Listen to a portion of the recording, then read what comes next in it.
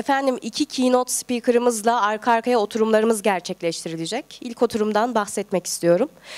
Moderatörümüz Kanika Walia Hanım olacak. Bizlere bugün o eşlik edecek.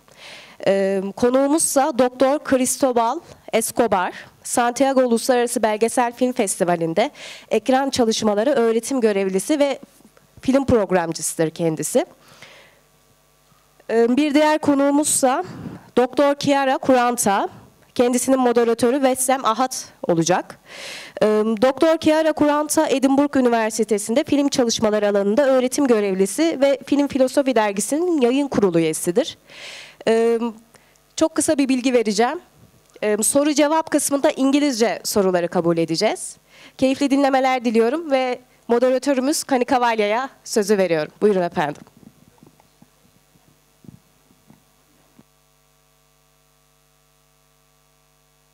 Good afternoon. Good afternoon, dear professors, colleagues, and guests. It's my honor to introduce Dr. Cristóbal Escobar, a distinguished scholar, educator, and a curator whose work has profoundly influenced contemporary discussions in screen studies and documentary cinema. Dr. Escobar currently serves as a lecturer in screen studies within the Department of Culture and Communication at the University of Melbourne. Dr. Escobar has made profound contributions to the field of cinema studies in parallel with his academic role. He is a film programmer of the Santiago International Documentary Film Festival. His recent monograph, The Intensive Image in Deleuze Film Philosophy 2023, offers a seminal exploration of Gilles Deleuze's philosophical approach to cinema. Dr. Escobar has contributed to cinema studies with work like The Contemporary in Cinema and Becoming Non-Human 2024. With over 42 scholarly work and strong presence in academic and culture programming, Dr. Escobar is leading a voice in exploring films as art, culture, and philosophy.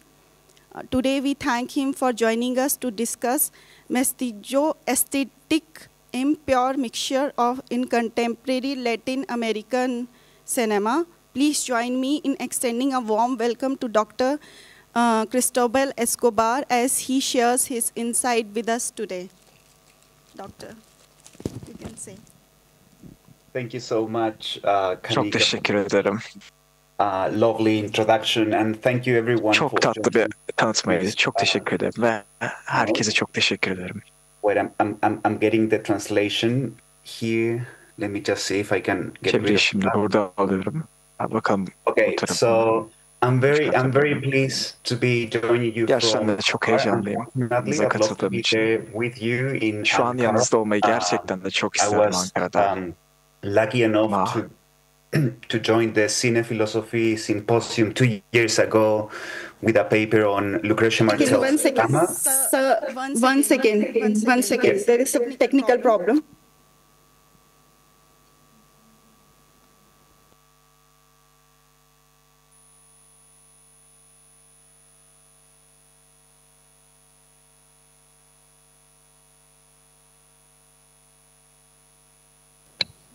No, you can say, sir. Now the sound is good. I just get the translation. Well, çeviriyi ben alıyordum o sırada konuşma sırasında. I don't know if we can do something about that. If not, that's fine. I mean, we can just go with the flow. Don't worry. But as I was saying, I had the pleasure to be joining online 2 years ago with a paper on Lucretia Martel's Zama as part of a panel, and I'm really thrilled to be back with, I guess, the same body of work on mestizo cinema and contemporary Latin American film.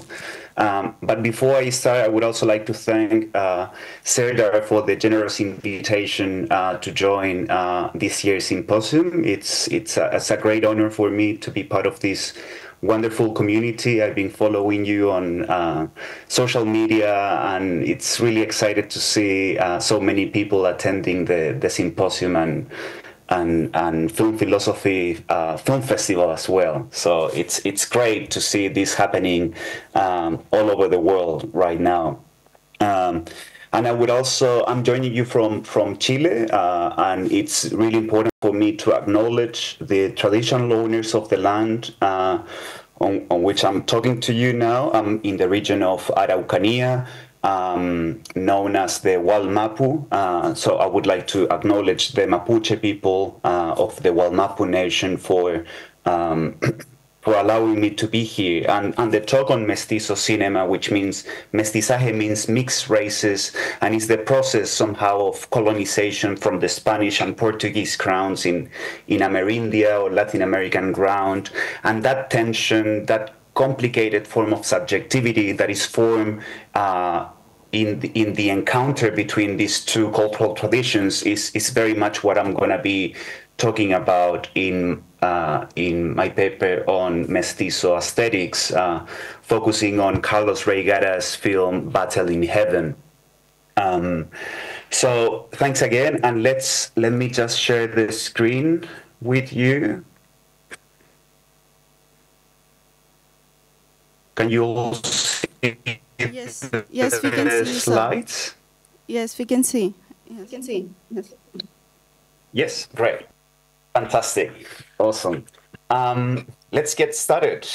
So in 2023, Sight and Sound released the 8th edition of what has become today one of the most influential polls in the field, the greatest films of all time poll. This is a poll that is conducted every decade and began in 1952 with only 85 critics from 10 different countries, and they would select what they consider the best films in the history of cinema, right? And by 2022, the poll had expanded considerably to include over 1,500 critics, this time with representations from academics, film programmers, and critics from diverse backgrounds, including non-Western countries that wasn't included before, various ages, genders, sexual orientations, individuals with disabilities, and critics from different ethnicities. And I believe that one key indicator of this quantitative as well as qualitative shift was the selection for the first time in the magazine's history of a female filmmaker in the top spot. As you know, Chantal Akerman's Jeanne Dielman, and it's not just a film by a great female filmmaker, but also one that speaks directly to the film philosophy tradition and what is known today as slow or contemplative cinema. Now, you may wonder what this all has to do with my talk on mestizo aesthetics today, but as you know, there are always winners and losers in these kinds of forums, and Latin American cinema was notably among the latter. To my surprise, not a single Latin American film made it into the top 100, not even one film. So this means no Raúl Ruiz, Lucrecia Martel, Glover Rocha, Mario Peixoto, or Patricia Guzman, who Mike was addressing in his keynote yesterday as well, Battle of Chile. So there was not even representation from more mainstream contemporary filmmakers such as Guillermo del Toro, Alfonso Cuarón, or Alejandro González Iñárritu. So I guess as a scholar engaged with this cinematic region, the results of the Sight and Sound poll were more than a trigger to start thinking about ways to bring greater visibility and recognition to Latin American cinema. And so I hope that this talk today, along with my role as a film festival programmer in Chile and Australia and overseas, kind of contributes to spotlighting some of the excellent audiovisual works that have emerged from Latin America in the 20th and 21st century. And I would also like to mention that my talk today is part of a larger project on the political aesthetics of Latin American cinema and the discourse of mestizaje in contemporary visual culture. As I will argue, although the idea of mestizaje or mixed races, we could say, has been historically discussed according to biologized and nationalist standpoints, more recently from an ecofeminist and post-structuralist discourse, the notion is advancing an aesthetics of impurity that completely reverses its colonial origins in the Spanish viceroyalties of the Americas. And the case studies I examine in this work include works by Valeria Sarmiento, Raul Ruiz, so they are both a couple, a creative couple as well as a marriage, Lucrecia Martel, Ana Vaz, the experimental filmmaker from Brazil, and Carlos Reigaras, who I'll be addressing one of his work today. And they all kind of illustrate these kinds of peripheral and border-crossing subjectivities that pose a creative reversal to its originary colonial conditions of displacements, as well as highlighting the tensions of mestizaje. One key example here is the recent film by Felipe Galvez, The Settlers, Los Colonos, also a screen text that Mike Wayne was addressing in his keynote yesterday. And you might recall Segundo, who is a mestizo subject. He's kind of a victim as well as a perpetrator of the genocide committed against the Selknam people in Patagonia in the south of Chile, which serves as the formation or the myth of this nation state, right? But what I want to focus on is this idea of the intersection and these crossroads, which are central to what I call mestizo aesthetics, are, in my view, perfectly illustrated by Chicana writer Gloria Anzaldúa in her discussion of the new mestiza, when stating that, and I quote, "Nosotras, or we, are grounded in the Black indigenous Latin American culture, but also exposed to those foreign European white worlds. As she says, to be mestiza is to live within a world made of multiple worlds, and in a body that is on the threshold, at the border of meaning. So the nos is the us and we, she says, and the otras is the them or the others. So nosotras in Spanish is really all of us, the Euro-Americans and people of color." So certainly the formation of Latin American mestizaje is far more complicated and requires much more critical attention than the examination of these selected films and artworks can provide us with. My aim, however, is to emphasize mestizaje primarily as an aesthetic category and one that is central to the concept of impurity. And so I hope this will be demonstrated through a close analysis of Carlos Reigaras' 2005 film, Battle in Heaven, that was digitally restored this year at the Berlinale Classic section with the presence of the filmmaker, who was also part of the editing process as well. But I would let me just give you a parenthesis here to say that I'm tracing this notion of impurity back to André Bazin's pioneering 1951 essay, Pour un cinéma impur, Defense of Adaptation, which was translated in 1967, if I'm not mistaken, by Hugh Gray as In Defense of Mixed Cinema. And so while I draw on Bazin's idea, I do not so exclusively or not solely for the reasons highlighted by the French critic.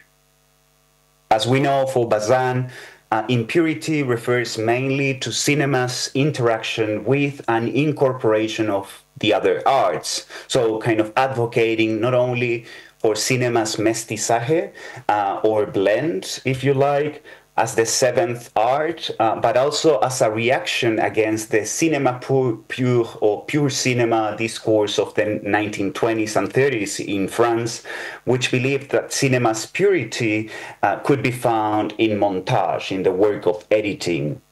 Now, setting aside this interesting debate about whether cinema's essence lies in the editing, I would suggest, echoing Bazin, that the aesthetics of mestizaje is not a pure aesthetics. It is a mixture and a negotiation between divergent poetics that superimposes a complex layering of styles, genders, and cultural traditions.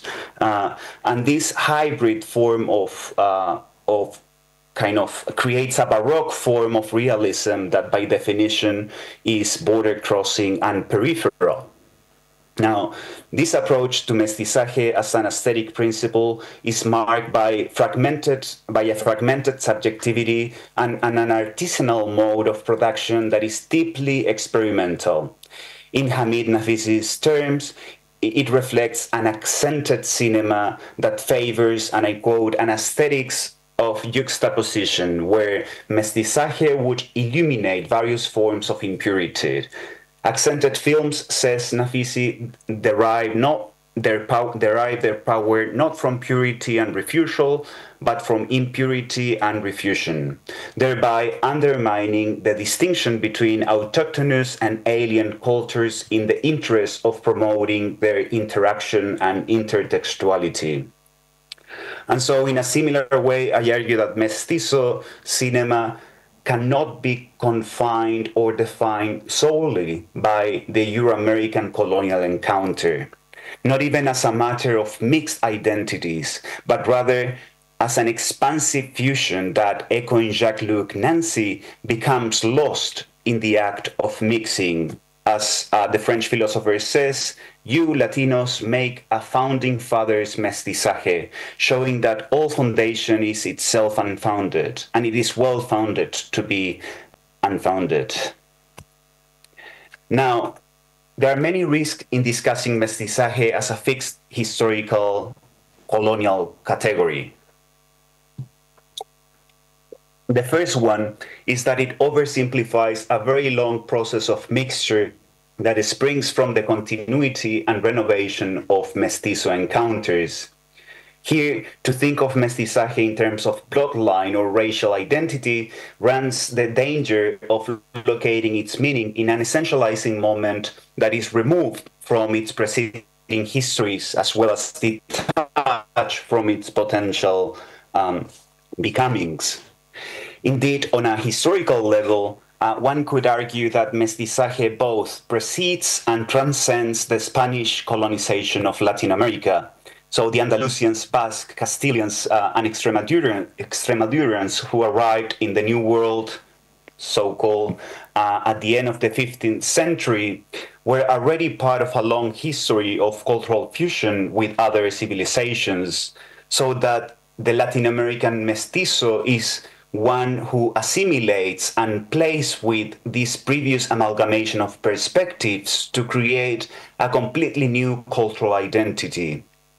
So it's true, for instance, that the first mestizos were born out of La Malinche, popularly known in Mexico as La Chingada, or the Rape One by Hernán Cortés. And La Malinche is a key figure in traditional folklore who symbolizes the violation of the female body and the country's existential suffering. And this is beautifully accounted by Octavio Paz in his 1950 essay, Sons of La Malinche. But I would say that the oppression and resistance and also fluidity of mestizo populations didn't stop there.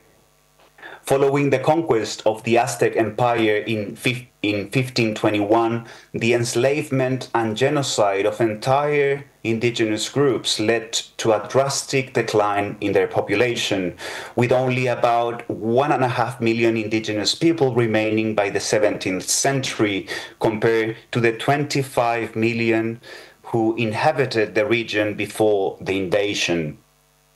In the 19th century, Chicano mestizaje, to borrow Nancy's term, was again cut by the occupation of Mexican lands by the United States, with nearly half of Mexican territory, including New Mexico, Texas, California, Colorado, and Arizona, taken by North American troops. Even today, the migratory flow between Mexico and the United States continue to redefine Chicano mestizaje, introducing new layers of blending. As Nancy states, and I quote, "This throat has been cut many times, Indian by a Spanish cat, Spanish by a Yankee cat. Immigrants from the interior of Mexico migrating through Spanish streets like California, Arizona, and others." End of quote. So quite ironically as well, if you look at the US Census Bureau today, it refers to the descendants of these immigrants as Hispanics rather than Latinos or mestizos, a population that constitutes not only the largest minority group in the United States, but also the fastest growing segment of the nation's population. So once detached from an origin or an essentialized form of identity, I argue that mestizaje mobilizes an aesthetic experimentation that is central to the notion of impurity. This is a category that unfolds from different worlds, and we who are called mestizos and mestizas are always its deformations, waving, that is mestizando, the traces of a cultural legacy into what Gilles Deleuze calls, next to Latin American's third cinema, a people to come. And so this mestizo subjectivity, which is ever unstable and always in transformation, is one that makes the work of metamorphosis its destiny. So no longer addressing a people that is already there, but invoking those who are missing in order to create another signifier that must be reinvented constantly. Secondly, it is also important to mention that this aesthetic principle develops in a stark contrast to the colonial discourse of mestizaje and its dominant national subject serving as the axis of Latin American modernity. Right? Traditionally, the notion of mestizaje has meant assimilation into the dominant culture, which is why some contemporary Latin American scholars who resist conforming to a society that denies the Indian still reject mestizaje as a form of cultural identity. Central to their claim is that under the innumerable attempts from criollo elites to whiten the native population in Latin America, mestizaje has become the means to construct a homogenizing national race and nation state as well, one that negates darker skins and indigenous cultures.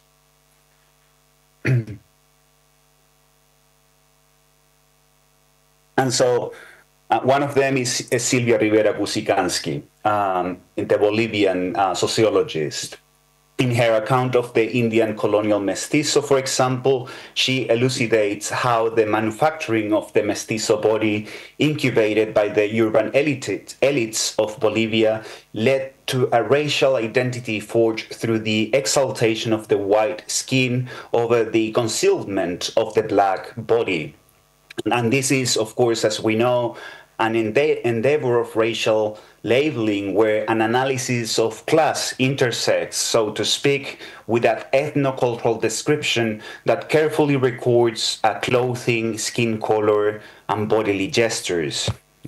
So for Kusikansky, this project might represent a kind of habitus that is, in Bourdieu's sense, an ideological embodiment that is measured not only by skin color or ethnicity, but also by a cultural sensibility that trains and disciplines the body, let's say, from food consumption to linguistic skills and ways of dressing, into the mannerisms of the ruling class.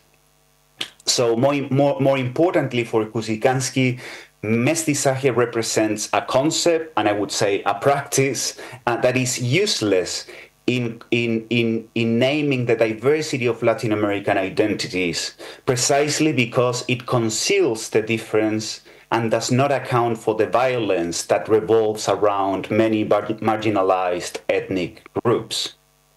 So similar to Kusikansky's critique, my conception of mestizaje also proposes to confront such internalized forms of national belonging by rejecting any type of harmony between, or in the colonial fusion between European and indigenous cultural traditions. And in fact, the film Battle in Heaven, which I will speak to in a second, clearly illustrates these juxtapositions of mestizo embodiment that Kusikansky is referring to, and reveals not only the violence of colonization, but also the coexistence of our multiple cultural differences that do not extinguish but antagonize and complement each other. But for now, and following Kusikansky's notion of chiksi, the concept of mestizaje that I'm advancing is turned into a conflicting and complicated form of subjectivity that relies on border crossing as a means of aesthetic expression. So as she says, personally, I don't consider myself quara, culturally stripped and usurped by others, because I recognize my fully double origin, Aymara and European. Because of this, I consider myself Chiksi and consider it the most appropriate translation of this multi-mix that we who are called mestizas and mestizos are. The word Chiksi has many connotations. It is a color that is the product of juxtaposition in small points or spots of opposed or contrasting colors, black and white, red and green, and so on. It is this heather gray that comes from the imperceptible mixing of black and white, which are confused by perception without ever being completely mixed. The notion of Chiksi, like many others, Alka, Aini, reflects the Aymara idea of something that is and is not at the same time. It is both white and its opposite, black. And so Chiksi combines the Indian world and its opposite without ever mixing them.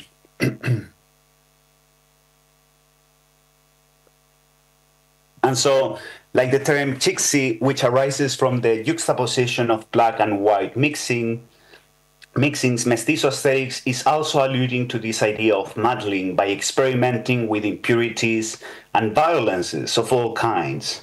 And I think that Carlos Reigada's Battle in Heaven, that premiered this year in 4K restoration at Berlinale, is a good case study to illustrate such politics and juxtapositions of mestizaje. For those who have seen the film, you might recall that the opening sequence begins in silence with a camera tracking down to reveal Anna, played by Anna Mushkaris, giving an oral copulation to Marcos, played by Marcos Hernandez, who in the film is Anna's father's driver, and who in real life, quite similarly, is Reigada's father's driver at the Ministry of Culture. But at closer inspection, the spectator also realizes that Marcos is tense and sweating, and that Anna is crying.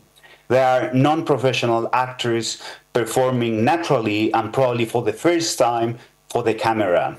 Marcos is middle-aged, brown and portly, while Anna is young, white and thin.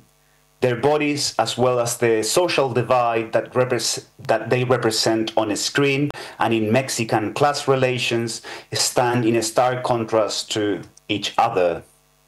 And this contrast also applies, well, to the film's title as well, Battle in Heaven, as there cannot be battles in heaven, but more importantly here, to the nascent soundtrack musicalizing their fellatio, The Protecting Veil by John Tavener, which further adulterates the film's opening sequence. No? So this is a song inspired by the Orthodox feast of the protecting veil of the Mother of God. So at once immaculate and pornographic, sublime and profane, Battle in Heaven begins with an impure act of communication, or we could say cacography in Ronald Barthes' sense.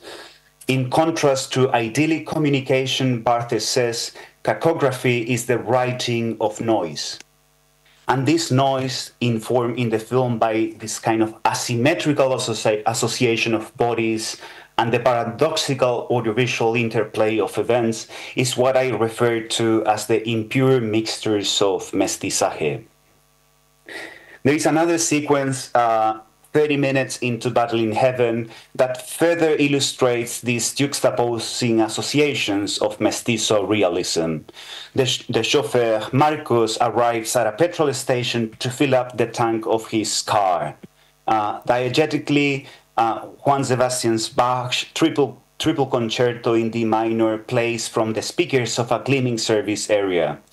Marcos handles the keys to one of the pump attendants and walks away towards a street where hundreds of pilgrims sing to the Queen of Guadalupe or La Virgen Negra, the Black Virgin. Mexico loves you. We are never sad because the heart is inflamed upon mentioning your name. You are our pride. Mexico is yours. Long live the Queen of Mexicans. So after almost 2 minutes spinning around this syncretic space, one fused with the signifiers of tradition and religion, technological progress and modernity, the sequence cuts to a close-up of the car's engine. Here, the contrast between cultural spaces and audiovisual registers, so let's say between Bach's triple concerto and the religious procession, or between Marcos, who calls in this sequence and mocks the pilgrims by calling them sheep, including his real-life wife Berta, played by Berta Reese, who has joined the Marian celebration, manifests the traces of a historical process that signifies the contradictory, violent, and complicated subjectivity of Latin American mestizaje. Ray Garas, the filmmaker himself, has described Battle in Heaven as a film about contrasts dealing with moral corruption and salvation. As a way of synopsis, and my apologies for the spoilers if you haven't seen the film, I should say that this is an existential drama that has its climax at the Basilica of Guadalupe, where Marcos is arrested by the state police. In the film, he and his wife, Berta, have kidnapped a baby who died in their captivity, but racked with guilt and out of despair, Marcos confesses his crime to Ana, who later on he kills.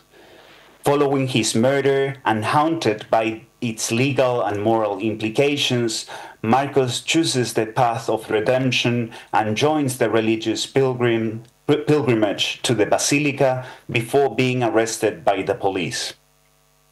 The film ends where it began, in a dream sequence where Ana is giving a fellatio to Marcos, both confessing their love to each other.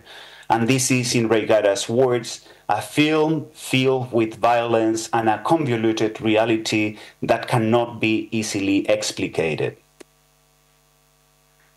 So, in terms of the film's aesthetics of mestizaje, I would argue that Battle in Heaven reveals the coexistence of multiple cultural differences that do not extinguish but antagonize and complement each other in order to form an aporia of relations.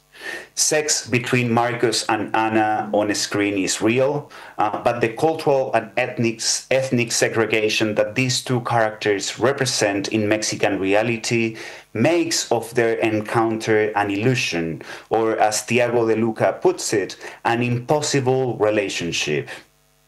And the same contrast between bodies and social classes apply to the formal hybridity in this scene. That is, an opening sequence that fuses pornographic imagery with a song inspired by the apparition of Mary the Theotokos in the Church of Constantinople around the early 10th century.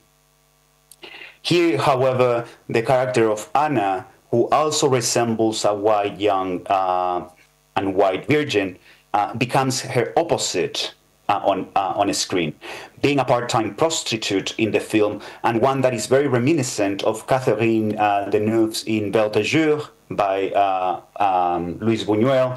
Anna represents the inversion of the Madonna. She is la chingada, is la Malinche in a way, right? And as such, the symbol of Mexico's mestiza mother. And so, echoing again Kusikansky's notion of Chixi, we could say that these impure mixtures in Battle in Heaven also perform the contradiction of something that is and is not at the same time. Or as Raigara himself refers to the film, the impossible becomes reality. And so, Professor, in the same way... Professor, 1 minute. There is only last 10 minutes left. Can you please conclude fast? Yeah, sorry to say that, but a shortage of time. So time reminder. You can continue. Thank you.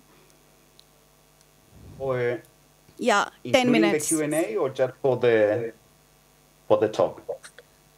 Q&A or for the talk. With the question and answers section, Professor. I thought I had 45 minutes for the talk, sorry. Sorry, Professor. So, yeah, maybe I'll just make my conclusion. I'll just skip Sorry for this. That's all good, don't worry. I'm just going to skip. You can continue, Hojam. Professor, you can continue now. Okay, let me just go back to where we were. So I'm going to skip this. So what I'm interested in here is this notion of split narratives as well that Homi Bhabha uses to speak of the formations of subjects in post-colonial societies. You know, Marcos is an alienated character, usually offended by others in the film, but we'll leave the close analysis for another time. But what I want to suggest is that this segregation does not reject, but in fact reinforces his sense of Mexicanidad or Mexicanness, provided by the benevolent state, or el Estado Papá, the daddy state, as historian Alan Knight puts it. And because of his commodified and exploitative conditions of existence, the formation of such national mestizo identity ultimately serves to establish Mexicanness as his natural community. That is, an identity whose contours are mainly national in character, right? And what is interesting is that whereas Marcos' identity fuses with the state-centric project of mestizaje in the film as a form of national belonging, Berta's subjectivity merges with religion, or more specifically with the adoration of La Virgen Negra, or the Black Virgin of Guadalupe. For Berta, as for most Mexicans, to be Guadalupeans is something fundamental.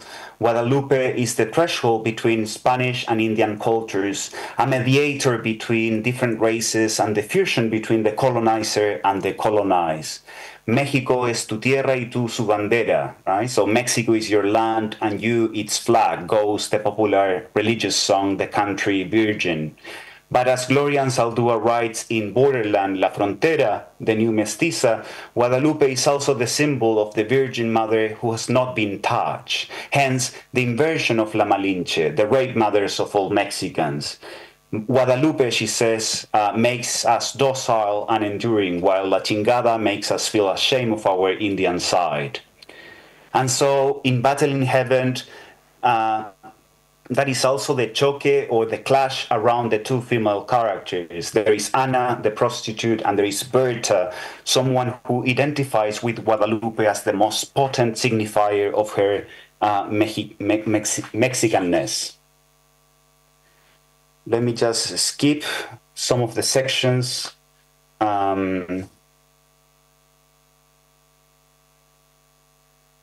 Okay, so just stop me when I need to conclude. Nakika, thank you. So as many commentators have observed, Raigaras makes multiple references to the European tradition of oil painting, but these artworks are often contrasted with quiche interior decorum, such as teddy bears and pink curtains in Berta's house, that in a way contaminate the purity of the original reference. One example is Dead Cry supported by an angel by Damascena from the Renaissance period. And this painting in the film is cross-cut to an extreme close-up of Berta and Marco's bodies while having sex in their bedroom. And to some film scholars, the inclusion of this painting in the film is interpreted as suggesting how a Western ideal of masculinity under the figure of the white Christ, let's say, was incorporated into Mexico's nationalist model of male mestizo superiority. But once removed from interpretations ascribed to national ideologies, which is a reading that is key but not absolute to Battle in Heaven, this sequence also envisions the contrapuntal aesthetics, intertextuality, and impurities of mestizo realism. Like the mestiza or mestizo subject who lives at the threshold of at least two cultural traditions, the juxtaposition of these figures, that is the sculpted and wounded body of Christ with the overweight and sweaty bodies of Marcos and Berta, gives rise to the notion of Chixi as the most potent signifier of mestizaje's syncretism. So here, rather than merging black and white bodies in asymmetrical perfection, the Indian world with its Western opposite are combined without ever mixing them, alluding therefore to this idea of muddling that negates substance or stable identity formations. So, as seen in this scene where the close-up of Christ's torso is contrasted with the couple's brown and fleshy bodies, the mise-en-scene reveals an antagonizing blend that parallels the coexistence of mestizaje's multiple worlds.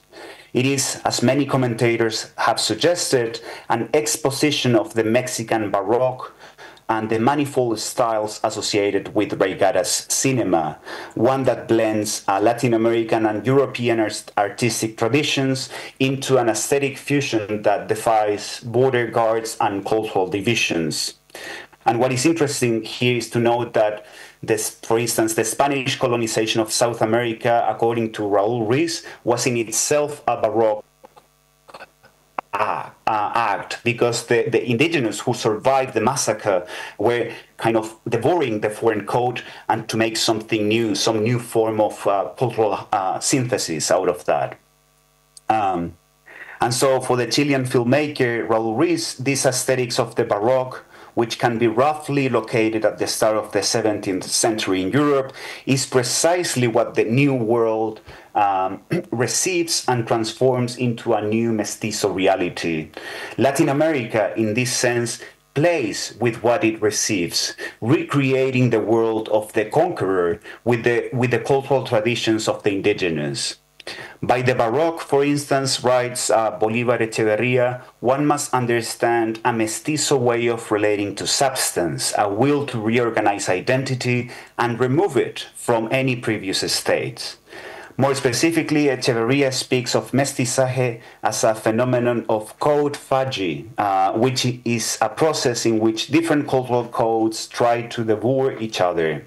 His thesis, like mine, also mobilizes an understanding of mestizaje that goes beyond the merely biological mixture, that is, combination of qualities, to favor a semiotic system that stems from the syncretic ethos of the Baroque, right?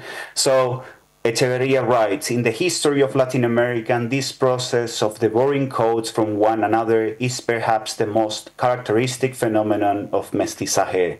The indigenous who are the ones who reconstructed not their own code, but the code of the Europeans. They are the ones who, in doing so, essentially transform it from within.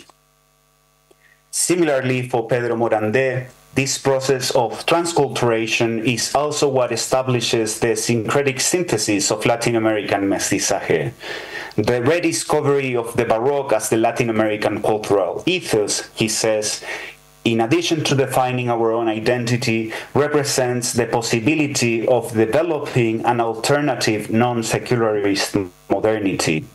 So for Morandé and Echeverría, the Baroque represents an aporia that poses a critique to the rational project of modernity and the homogenizing function of the state. And so the concept of mestizaje that I'm advancing in this talk is also central to their claims, as it too carries a divergent consciousness that is made out of multiple heterogeneous realities, a mestizaje of the world to fit many other possible worlds.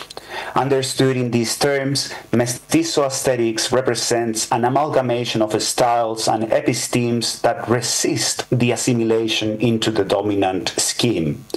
The colonized mestizo, then, being at the junction of many cultural traditions, fulfills this function of alterity by precisely problematizing resemblance, sameness, and the norm.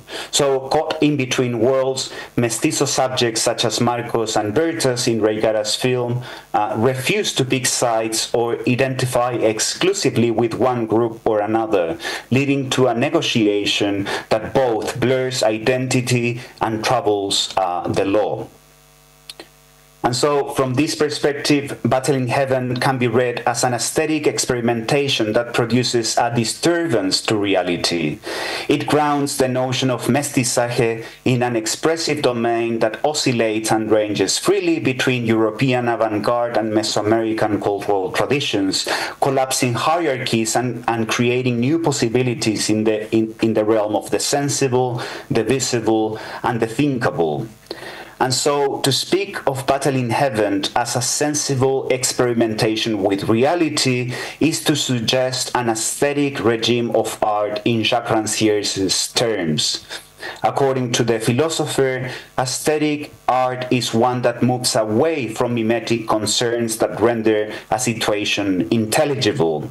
It is, in the words of Rancière, an art that does not intend to explain the origins or causes producing a particular situation, whether political, social, cultural, or economic. In doing so, his aesthetic regime confronts the old representational model based on narrative identification or militant politics in order to replace it with the presence of pure sensible phenomena. To imagine, he says, an art no longer adapted to serve political ends, but political forms reinvented by reference to the multiple ways the visual arts invent cases, arrange bodies in particular locations, and make them transform the spaces they cross. Battle in Heaven, once again, is a case in point. Reigara's aesthetics and the politics of his aesthetics are not devoted to mobilizing sympathy towards the exploited, in this case Marcos and Berta. Neither his characters are interested in destabilizing the whole national mestizo machinery. So Marcos ends on his knees pilgriming to the basilica before being arrested by the state police. I failed to mention that he goes and helps in the raise of the flag of Mexico. He's part of the troops that support that kind of task and so on. But at the end of the film, he becomes arrested by this daddy, in a way, the daddy state, right? So on the contrary, I would suggest that the film operates at a more sensible level, so no longer representing subjects and objects in an appropriate manner, but rearranging those bodies through the phenomenological real. It is, in other words, an audiovisual approach that modifies the viewer's expectations of filmic narration to favor more contemplative sensory experiences. As a cinematic style, then, mestizo aesthetics cannot be reduced to the merely discursive either. On the contrary, it produces meaning sensorially by privileging the quotidian through an abundance of gestures, sonic and visual gestures on screen.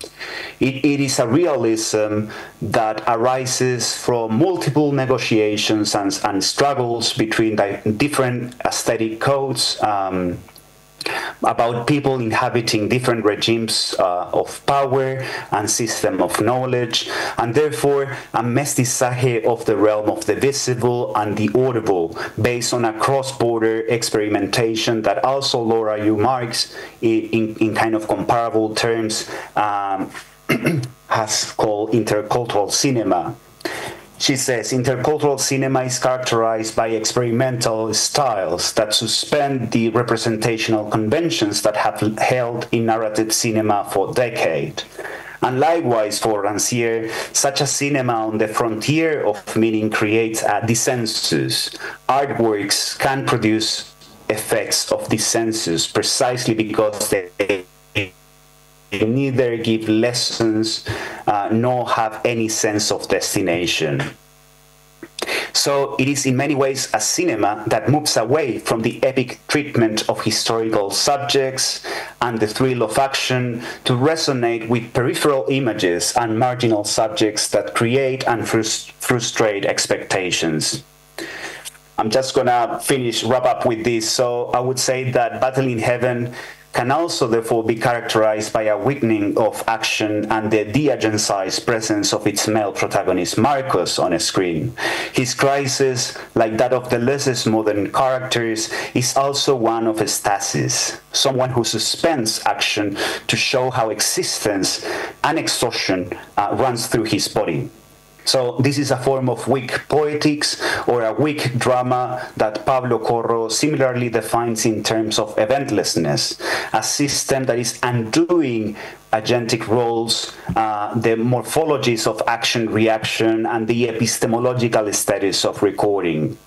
It is awakening that, as demonstrated in Corro's analysis of recent Latin American films, collapses the limits between the objective and the subjective, and between the fictional and non-fictional realms. And so I would suggest to conclude that this is why it is possible to see Battle in Heaven and mestizo aesthetics more broadly as a form of weak poetics, a cinema that is not only characterized by the absence of narrative action, but also by a complicated subjectivity that ceases to be agencized in history in order to become echoing Nancy, the mark of absolute difference. Right? And so as a result, Battle in Heaven can be described as a divergent aesthetics that refuses to comply with didactic modes of representation in order to work towards the construction of a new visibility. And this visibility is what I call mestizaje, a hybrid cinematic language that generates bifurcations between the realms of the sayable, the audible, and the visible. Thank you very much for listening, and my apologies if I ran out of time, but I thought I had 45 minutes, so I think we are within time. Yeah, thank you so much, Professor. We can have a question answers if you have any questions in the audience.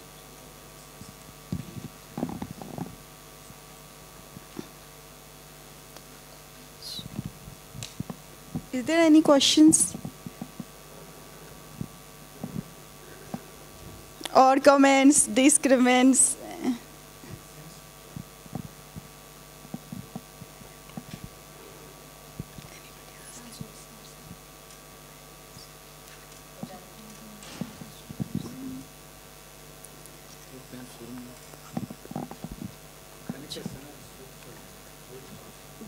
Ben sorayım.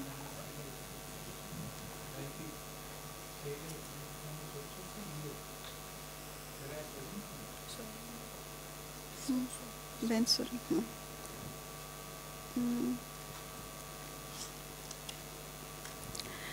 I have one question, Professor. If the film is so nice and the parts are like there is, you describe it very nicely that there are so many good parts and everything. But can you please describe that if there is so much of sexual scenes and everything, but still there is authenticity of cinema. Do you agree with this point that it is ethical in any way?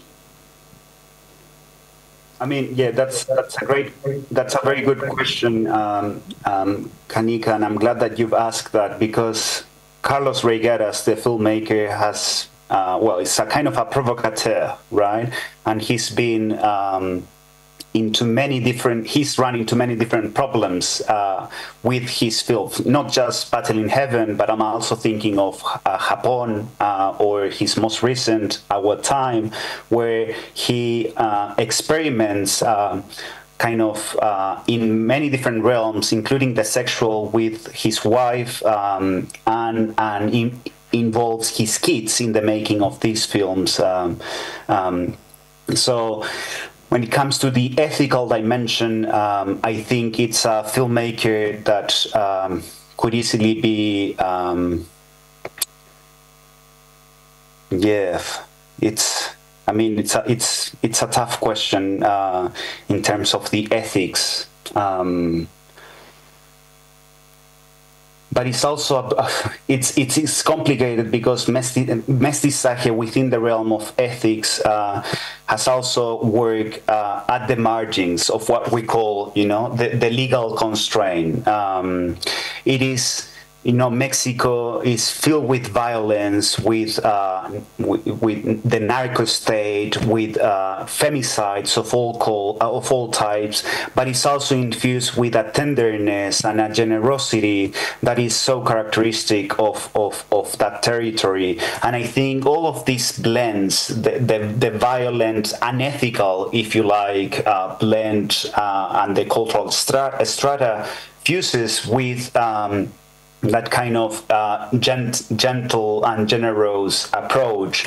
And that, just to try to answer your question, although I'm sure that I'm failing in that endeavor, creates a quite authentic way of depicting reality, where you no longer know if what you see is real or fictional, or rather how reality itself becomes a fictional mode, right? So I think Regueras once said that everything that he's made, including many of his documentaries, are works of fiction. But by fiction, he doesn't mean outside of reality, but quite the opposite. How the fiction can produce like truth effects and see reality with kind of new eyes.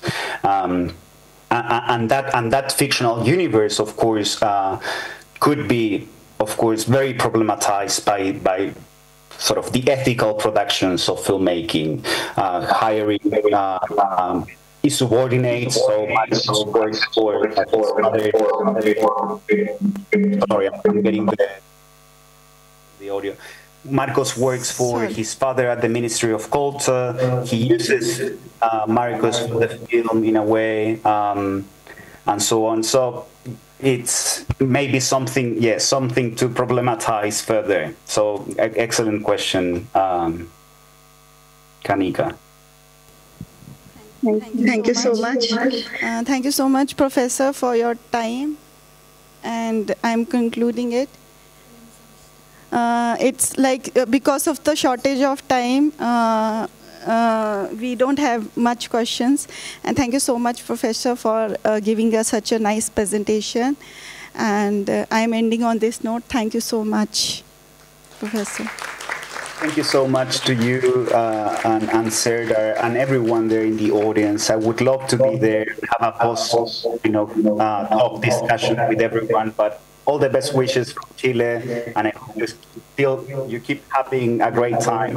Thank you so much. You are most welcome to Cine Philosophy every time, Professor. Thank you so much.